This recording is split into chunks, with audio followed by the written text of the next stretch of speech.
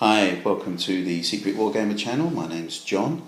Game I'd like to talk about today is called Bulge.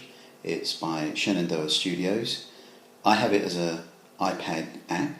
It covers the Battle of the Bulge from 16th of December 1944 through to end of January 1945. To be honest, I'm usually quite sceptical about strategic games on my phone or my iPad.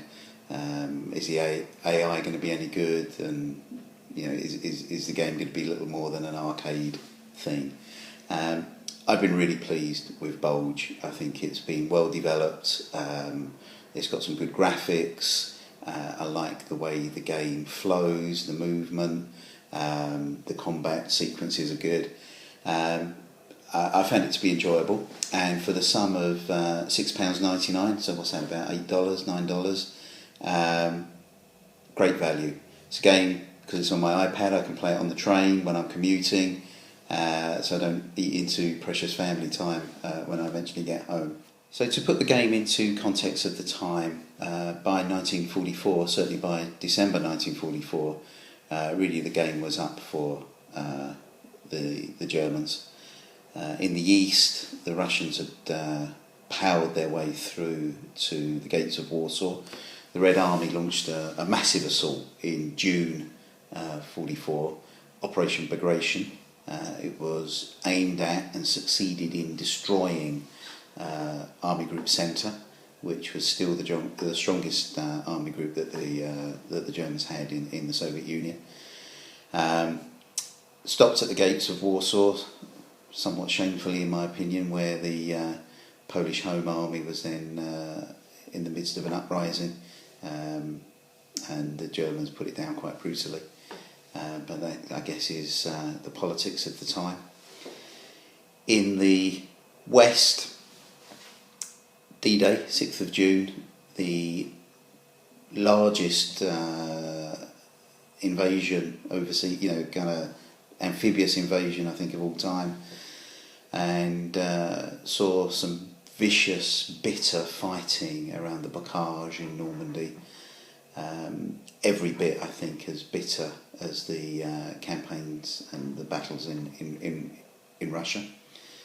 Great book on the subject by Anthony Beaver, if you want to read about it more. The Allies broke out end of July, or through July, and then raced on to take Paris in August and pushed the Germans back relentlessly, really. So by the time of the Battle of the Bulge, the Germans were really back on their border. I think Aachen had already fallen at this time. So the game was up, or was it? Hitler being Hitler wouldn't see sense, wouldn't see the end of it, and the Germans, quite amazingly, really, when you consider the bombing and the destructions of their armies, actually scraped together quite significant reserves to throw against the Western Allies. The aim was simple: to bust through the Allied lines at its weakest point, split the Allied armies in two, encircle at least two Allied armies, and really the aim was to force the Western Allies into some sort of negotiated settlement. The aim then to be to throw what they had in the West to hold back the Red Army. I think the aims were far too ambitious for the forces available. It was never really going to happen. The weakest point in the Allied lines at the time were in the Ardennes. So was history going to repeat itself with the German army pushing through the Ardennes, breaking the Allies? Nah. You had Patton in the south, who, in my humble opinion, was probably the best of the Western commanders, generals. You had Montgomery in the north, who has become historically, I think, quite a maligned character, but he's still kind of one of my heroes with victory at El Alamein, tying down the bulk of the German panzer forces at Normandy.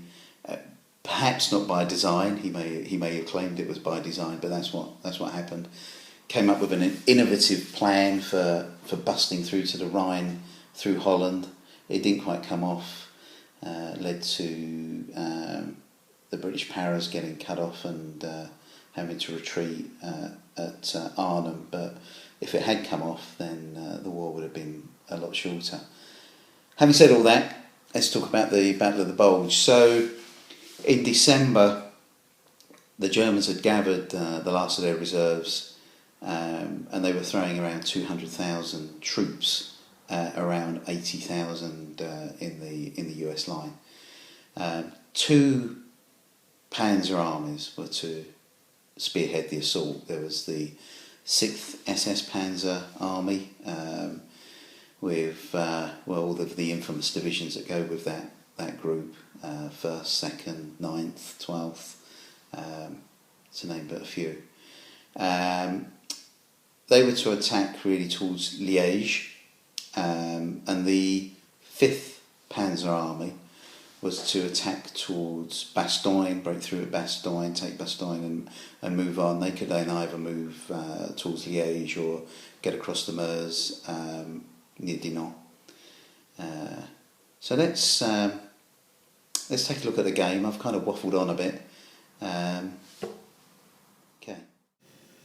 The game comes with some additional information. It has historical background. It has information on tanks, tactics, strategy, who the main generals were. So when the game opens, it takes you to an options page. The top button, as you can see, says play. That takes you to a selection of scenarios. To play against the iPad, you only get one with the game, and that's a race to the Meuse. It's quite fun, but it's short and you don't want to keep playing that over again. I choose the face-to-face option and just play both sides, play it as a solitaire game, and that allows you to play the whole of the campaign.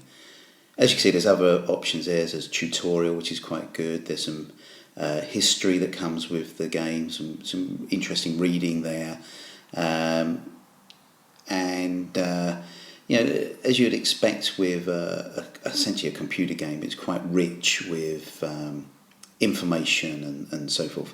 You can also play online. I've tried that a couple of times.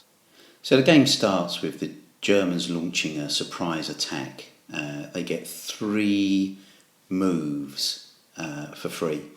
And the way where the game is normally structured is a player will select an area and the units within it, and those units will then carry out actions. A simple point and click process. So each day in the game is of various lengths, and each player, as they make their moves, uses up a varying amount of time.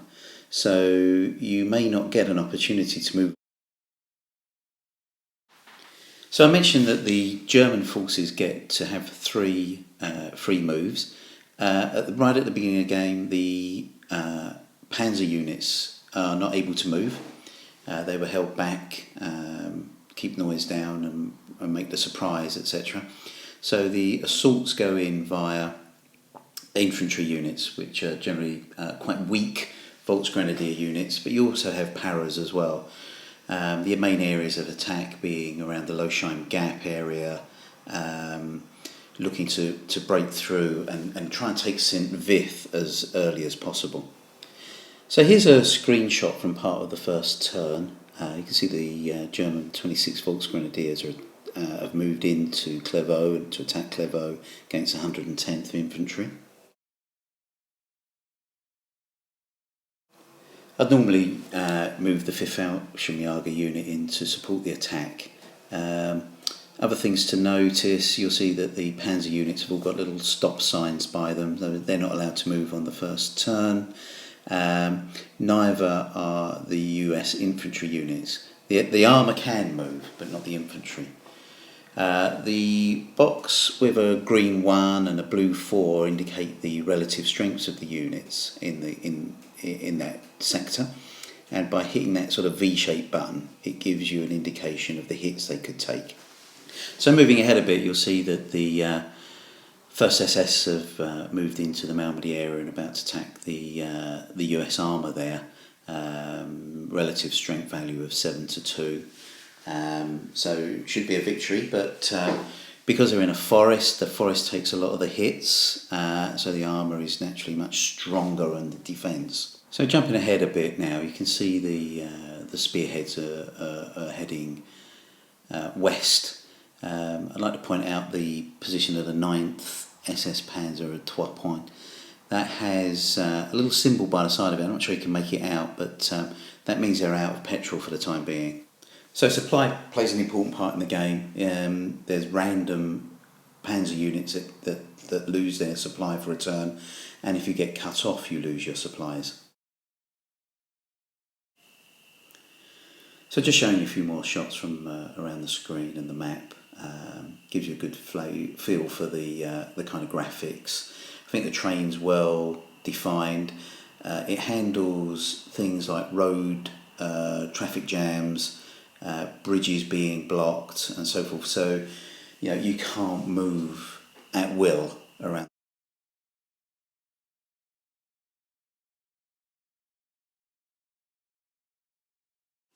So overall, what do I think? Well, I've played the game quite a few times now. I've certainly had £6.99 of value out of it. I enjoy it. I think it's quite well balanced. First few games, to be honest, the Germans romped home, managed to cross the Meuse a couple of times. So you need to very carefully handle the Allied forces. Look for opportunities to cut off spear points, because once you've cut them off, they can't move. Look to just hold on, much as it was at the time, until you start getting quite powerful reinforcements. When Patton pulled off the quite well-known manoeuvre of moving, I think it was something like 3 divisions from his army by 180 degrees or 90 degrees, whatever it was, and moved them north in a couple of days. It was shored up the southern side, and they allowed historically the relief of Bastogne, and you had Montgomery moving British troops down from, I think it's 21st Army Group at the time, to secure the other side of the Meuse. In the game, the British don't get to cross the Meuse, but once the reinforcements arrive, if you're sensible and not looking to kind of go on an offensive too quickly, you just make it impossible for the Germans to get across the river. And that's key to their victory. They're getting across the river and heading off the map is kind of what it's all about.